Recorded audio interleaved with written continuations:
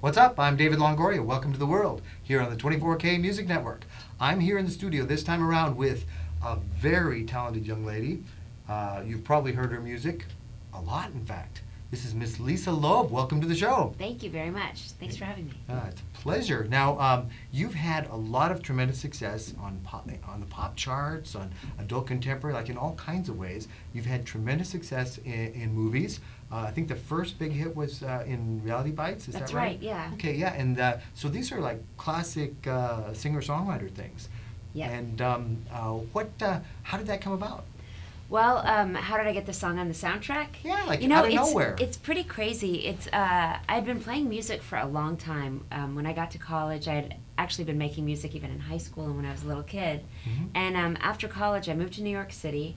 I was playing out a lot as a singer-songwriter by myself or with my band, 9 Stories. And along the way, I used to play my song Stay, I Missed You a lot. And I was friends with a guy named Ethan Hawke, who's an actor. Of course. I met him through another friend of mine who I went to college with. I went to Brown University, and a friend of mine was an actor who'd been in a movie with Ethan. So we got to be friends, and there was like a whole group of us that used to hang out in New York City and support each other's music and go out drinking, you know, support each other's music and plays and songwriting and playwriting. Anyway, Ethan and I hung out a lot. We were neighbors also. And Ethan was in a movie called Reality Bites. And along the way, he asked me for a copy of my song Stay, which I performed a lot, to pass along to the director, Ben Stiller, who also acted in the movie Reality Bites. And Ben and Stacy Scher and all the other businessy people involved decided to put the song into the movie and onto the soundtrack.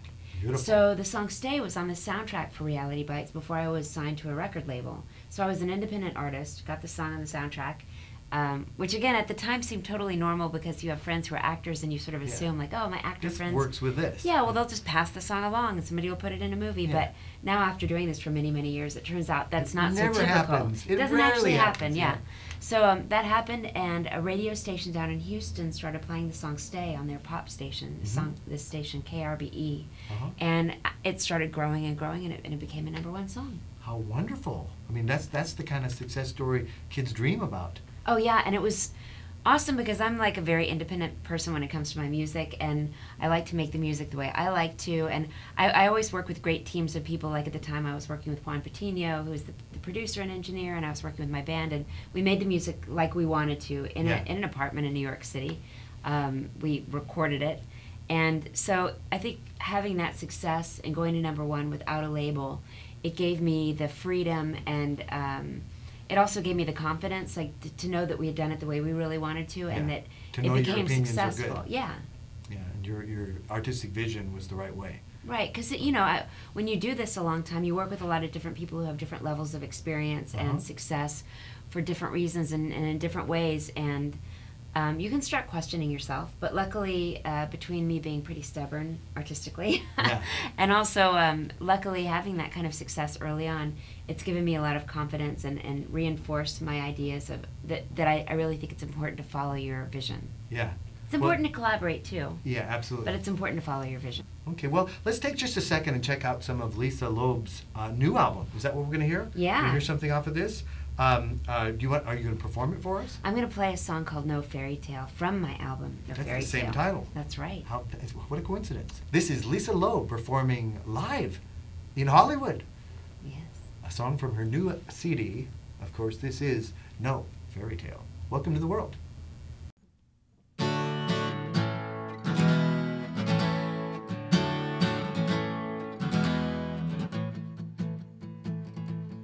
Prince in the summer was a drag in the spring.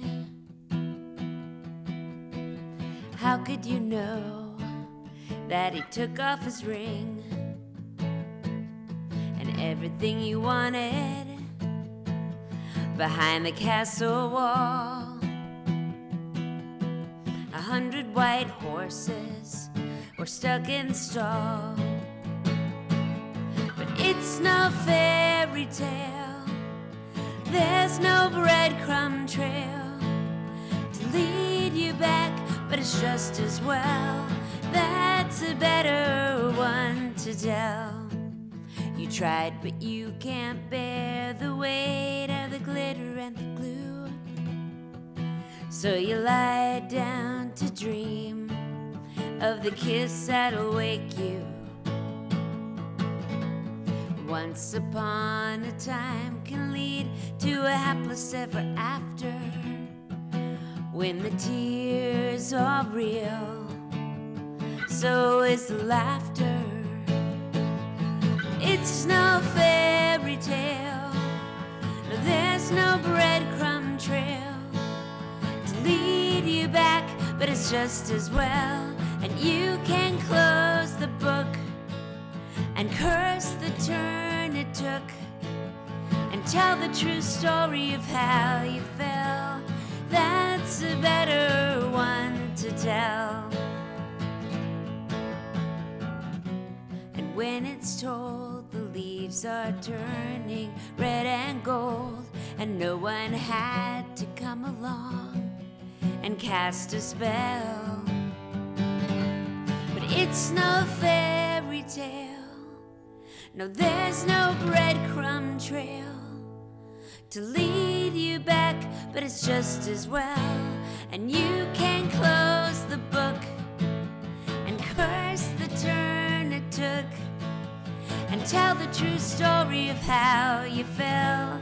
That's a better one to tell. That's a better one to tell. It's no fairy tale, there's no breadcrumb trail to lead you back, but it's just as well.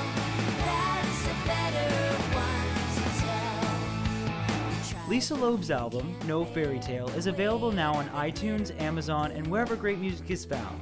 Download it now. Down to dream of the kiss that'll wake you. And we're back. That's beautiful, Lisa. Thank you. You're so talented. Thank you. Now, I know that as a songwriter myself, I've always enjoyed your songwriting. I've enjoyed the lyrics because they come from a place that seems very sincere, very honest. What gets you to that place? You know, I think it's coffee, most of all. Coffee is good.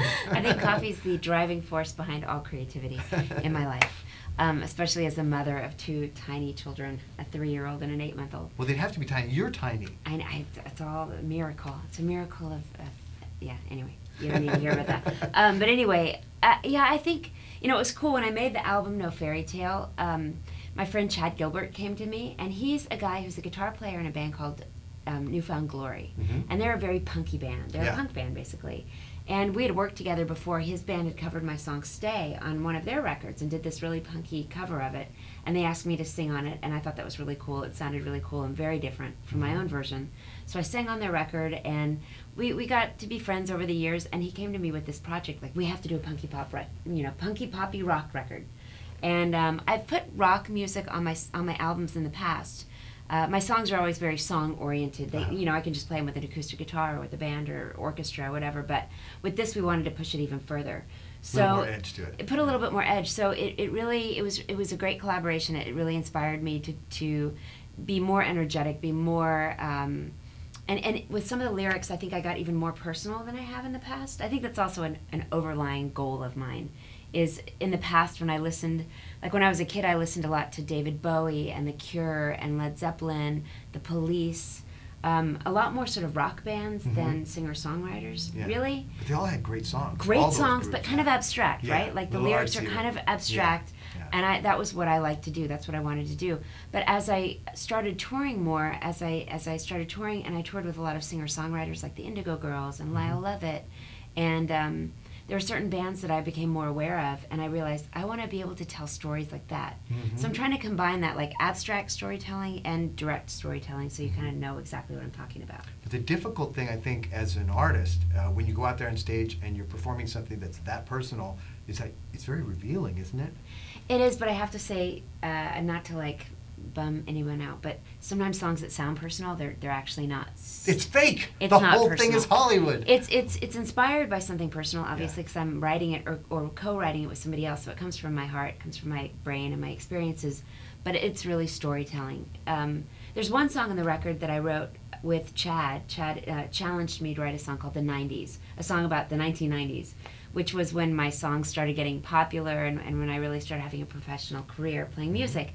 But it just sounded, for me, the 90s doesn't seem that far away, which kind of dates me. It happened but fast. It happened fast. But also, I just didn't know how I was going to write a song that didn't sound very like some kind of I didn't want it to be a silly song.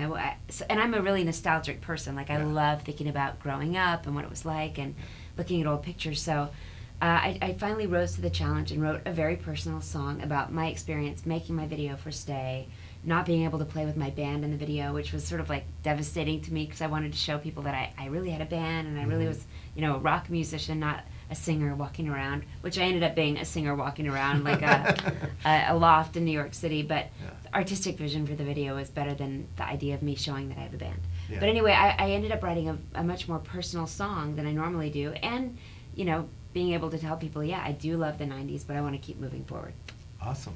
Yeah. So you weren't really like parodying the 90s, you were like telling about it. Yeah, I was like telling about it. It wasn't like a parody song, although it would be fun to make a parody video for sure. That would be really good. I should get Weird Al to help me. All the things you went through. Yeah, totally, like mock turtlenecks and not having the right hair products.